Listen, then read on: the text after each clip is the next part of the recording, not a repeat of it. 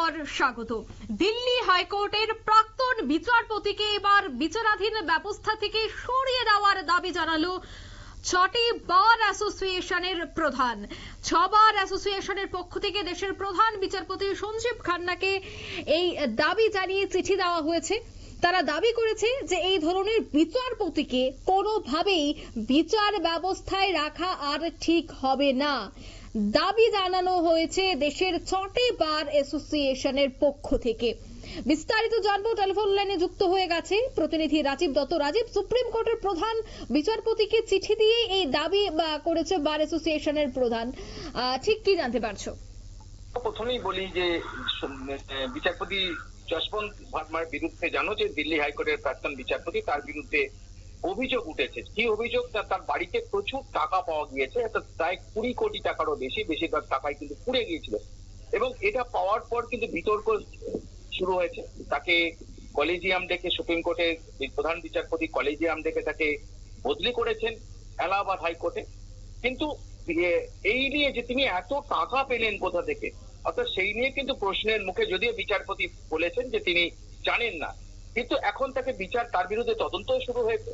কিন্তু বিচার ব্যবস্থা থেকে তাকে সরিয়ে দেওয়ার দাবি জানানো হয়েছে একদম চিঠি দিয়ে, যেটা আজকেই এই চিঠিটা দেওয়া হয়েছে। মোট 4টি হাইকোর্টের বার অ্যাসোসিয়েশন এই চিঠিটা, বার অ্যাসোসিয়েশনের প্রধানরা এই চিঠিটা দিয়েছেন। তার মধ্যে রয়েছে গুজরাটের বার অ্যাসোসিয়েশন, কর্ণাটক হাইকোর্টের বার অ্যাসোসিয়েশন, কেরালা হাইকোর্টের bar association, Allahabad bar association, Lucknow bar association এবং জব্বলপুর বার অ্যাসোসিয়েশন। এই 6টি বার অ্যাসোসিয়েশনের প্রধানরা, তারা দেশের প্রধান বিচারপতি সঞ্জীব খান্নাকে চিঠি দিয়ে বলেছেন এইরকম একজন বিচারপতিকে, যিনি কলঙ্কিত করেছেন ভারতের বিচার ব্যবস্থাকে, তাকে কখনোই বিচার ব্যবস্থার মধ্যে রাখা উচিত নয়। তাকে বিচার ব্যবস্থা থেকে সরিয়ে দেওয়া হোক। যদিও প্রধান বিচারপতি তিনি বলেছেন যে বার অ্যাসোসিয়েশন গুলোর সঙ্গে তিনি বৈঠক করবেন, তবে কবে বৈঠক করবেন সেটা কিন্তু বলা হয়নি। তবে এই এলাহাবাদ হাইকোর্টে সরিয়ে দেওয়া নিয়ে সেখানেও আপত্তি রয়েছে। জানো যে এলাহাবাদ হাইকোর্টের বার অ্যাসোসিয়েশন তারা বলেছেন তারা কোনোভাবেই এখানে তাকে ঢুকতে দেবেন না, কারণ এলাহাবাদ হাইকোর্ট আবর্জনা ফেলার জায়গা নয়। তারা এমন কোন বিচারপতিকে ঢুকতে দেবেন না যার বিরুদ্ধে বিচার ব্যবস্থাকে কলঙ্কিত করার অভিযোগ উঠেছে। ইতিমধ্যেই প্রধান বিচারপতি যে রেফারেন্সটা দিয়েছেন তার বিরুদ্ধে তদন্ত হচ্ছে। তিনি পাঞ্জাব এবং চণ্ডীগড়ের প্রধান বিচারপতি, হিমাচল প্রদেশ হাইকোর্টের প্রধান বিচারপতি এবং কর্ণাটক হাইকোর্টের প্রধান বিচারপতিকে নিয়ে একটি 3 জনের একটি কমিটি তৈরি করেছে। সেই কমিটি তারা রিপোর্ট দেবে, তারপরেই তার বিরুদ্ধে ব্যবস্থা হবে। তেমনি একইভাবে দিল্লি হাইকোর্টের যিনি প্রধান বিচারপতি রয়েছে DK উপাধ্যায়, তিনি এই রিপোর্টটা দিয়েছিলেন, যে সেখানে তিনি বলেছিলেন যে এত টাকা ওনার বাড়িতেই পাওয়া গিয়েছে। অর্থাৎ তিনি অস্বীকার করেছিলেন টাকাটা তার নয়, কিন্তু DK উপাধ্যায় তিনি রিপোর্ট দিয়েছেন যে টাকাটা তার কাছে, তার বাড়িতেই পাওয়া গিয়েছে। এবং এটা নিয়ে ডাউট রয়েছে, সন্দেহ রয়েছে, কিভাবে উনি এত টাকা পেয়েছেন তার উত্তর ওনাকে দিতে হবে। এবং তারপরেই তো ওনাকে বদলি করা হয়েছে। কিন্তু যেহেতু বিষয়টা নিয়ে যে একটা হইচই শুরু হয়েছে, আমরা লোকসভা, রাজ্যসভা এবং সর্বত্র এই নিয়ে একটা বিতর্ক তৈরি হয়েছে যে একটা ভারতের বিচার ব্যবস্থার যদি একজন বিচারপতি দিল্লি হাইকোর্টে, তিনি যদি এইরকম অভিযুক্ত হন, তার বাড়িতে যদি 1 কোটি কোটি টাকা পাওয়া যায়, তাহলে সাধারণ মানুষ যাবেন কোথায়? সাধারণ মানুষের বিচার ব্যবস্থা নিয়ে কি ধারণা তৈরি হবে? তাই এই 6টি হাইকোর্টের বার অ্যাসোসিয়েশন তারা দাবি করেছে যে তাকে সরিয়ে দেওয়া হোক। যার বিরুদ্ধে অভিযোগ তাকে কখনোই বিচার ব্যবস্থাতে অন্তর্ভুক্ত করা দেশের উচিত নয়।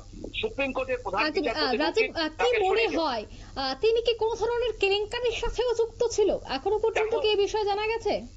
দেখো, এটা তো কেলেঙ্কারি বটেই। তিনি এত টাকা পেলেন কোথায়? 20 কোটি টাকা। ধরো উনি চাকরি করে তো এই টাকাটা পাননি, তার উনি সারা জীবন চাকরি করে 20 কোটি টাকা, এত টাকা উনি যদি উপার্জনও করেন, তাহলে এইভাবে ঘরের মধ্যে কেউ সাজিয়ে রাখবে না, পরে পরে বান্ডিল। এটা তো জানাই যেত না। যেদিন হোলির দিনে যদি সেই বাড়িতে আগুন না লাগতো, দমকল কর্মীরা যদি না যেতেন, তাহলে তো জানাই যেত না। এটা সন্দেহ করা হচ্ছে এটা ঘুষের টাকা। কারুর কাছ থেকে কারুর কাছ থেকে কোনো আইনি তাকে বিচারে সাহায্য করার টাকা হিসেবে তিনি নিয়েছেন, দান হিসেবে তিনি নিয়েছেন, ঘুষ উপর নিয়েছেন তিনি। এটা নিয়ে কোনো সন্দেহ নেই। এবং সেই রিপোর্ট তো দিয়েছেন দিল্লি হাইকোর্টের প্রধান বিচারপতি DK উপাধ্যায়। তিনি সন্দেহ প্রকাশ করেছেন যে এই টাকা তিনি কোথায় পেলেন, কেন তার বাড়িতে এত টাকা ধরে টাকা সাজানো। এটা তো হতে পারে না। তিনি যদি ইনকাম করে থাকেন তাহলে সেই টাকা তো ব্যাংকে আইনত যেভাবে লেনদেন হয় সেইভাবে হবে। এটা তো অবৈধ টাকা। তার মানে কেউ ওনাকে দিয়েছে টাকাটা, অর্থাৎ এটা নিয়ে তিনি উত্তর দিতে পারেননি। তাকে যখন জিজ্ঞাসা করা হয়েছিল প্রধান বিচারপতিরা তারা তাকে কৈফিয়ত করেছিলেন তিনি, এবং সংবাদ মাধ্যমের কাছেও বলেছেন বিভিন্নভাবে যে তিনি এই বিষয়টা জানেন না। কিন্তু এটা তাকে জবাব দিতে হবে। তার বাড়িতে পাওয়া গিয়েছে, তিনি সেই সময় বাড়িতে ছিলেন না, তিনি ভোপালে ছিলেন, তিনি তার পরিবার, কিন্তু তাকেই জবাব দিতে হবে এই টাকা কে নিয়ে তার বাড়িতে কিভাবে এলো। এবং যেটা দমকল কর্মীরা, দিল্লির দমকল কর্মীরা যেটা দেখেছেন যে তার এই বাড়িতে যে রুমটা টাকা ছিল সেখানে সিল করা ছিল, চাবি দেওয়া ছিল, মানে বেশিরভাগ টাকা পুড়ে গিয়েছে। অর্থাৎ সেই টাকা তো সিজ করেছে দিল্লি পুলিশ, অর্থাৎ দিল্লি পুলিশও তদন্ত করছে। দিল্লি পুলিশের যে 5 জন কর্মী তাদের মোবাইল ফোন বাজেয়াপ্ত করেছে দিল্লি পুলিশ কমিশনার নিজে করেছেন, কারণ অত্যন্ত সেন্সিটিভ বিষয়। দেশের একজন মানে একটা দিল্লি হাইকোর্টের একজন বিচারপতি তিনি এইভাবে এত টাকা পেয়েছেন, সেই প্রশ্ন বিচারপতিরাই তুলছেন, যে বিচারপতিরাই অবাক হয়ে যাচ্ছেন যে উনি এত টাকা পেলেন কোথায়। সেটা তো বলতে দ্বিধা নেই যে উনি উপঢৌকন নিয়েছেন তাকে বিচারের সুবিধা দেওয়ার জন্য। তাই এই নিয়ে তদন্ত হচ্ছে।